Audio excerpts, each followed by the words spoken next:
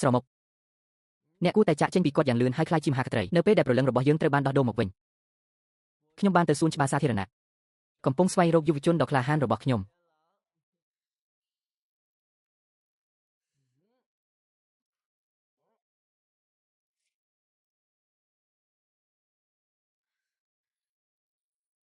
អ្នកមិនត្រូវបានអនុញ្ញាតឲ្យនិយាយបែបនោះម្ដងទៀតទេខ្ញុំពិតជាមិនសប្បាយចិត្តទេ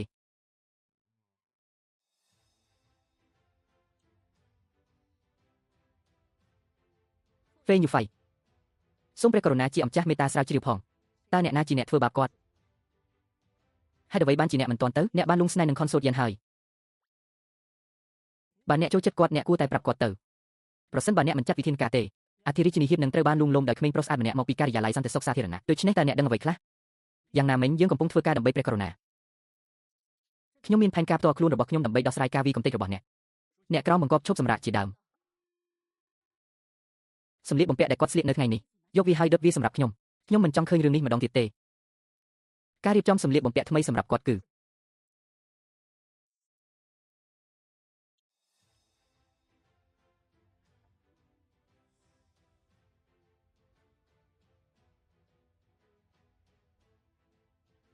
ខ្ញុំពិតជាឈួតមែន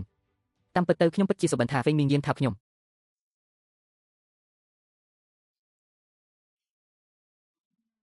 រសជាតិស្រាលលើនេះមិនមែនជាសុបិនទេ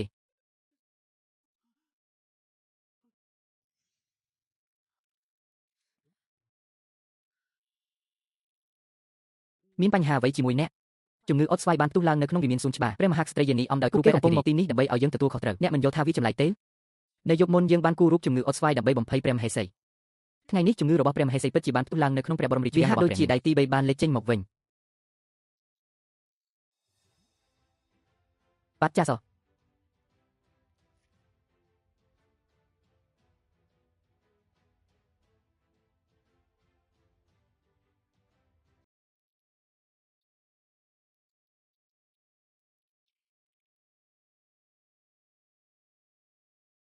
ព្រះមហេសីមានចំនួនគ្នាព្រះករុណានិងព្រះមហេសីយ៉ានបានបញ្ជូនព្រះចៅអធិរាជរួចហើយ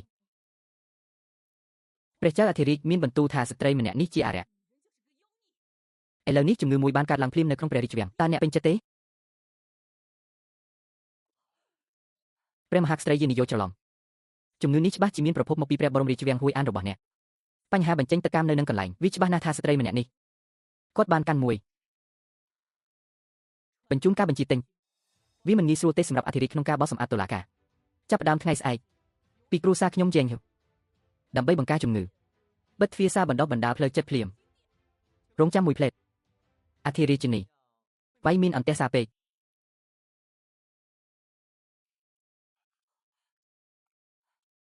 វាសនានេះមិនមានន័យថាដូច្នោះទេវិច័យដល់ណាស់ដែលគ្រួសាររបស់យ៉ានហ្វៃគឺជាគ្រួសារគ្រូពេទ្យមានលេខាគ្រួសារម្នាក់សម្រាប់ជំងឺអុតស្វាយវាអាចការពារនិងព្យាបាលបានជំងឺអុតស្វាយនេះព្រះមហាក្សត្រឲ្យសូមកុំជឿអ្វីដែលមេធ្មប់នេះនិយាយអី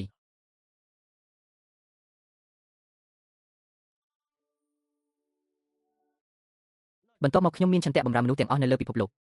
ការប្រើប្រាស់រាងកាយរបស់ខ្លួនឯងជាថ្នាំ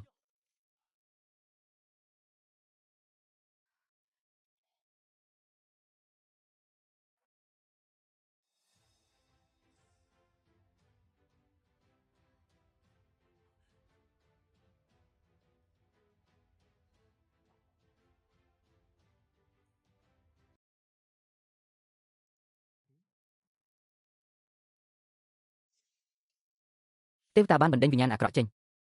អធិរាជនី